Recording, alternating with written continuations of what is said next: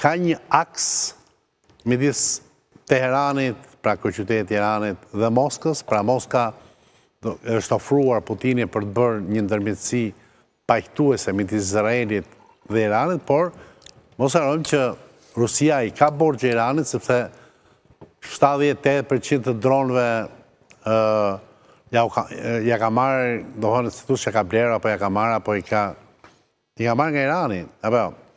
Dhe kështu që roli rus borxhe nuk ka, i ka paguar gjitha. I ka paguar gjitha. Pra që marrëdhënia shit blerës, ka detyrim thua ti.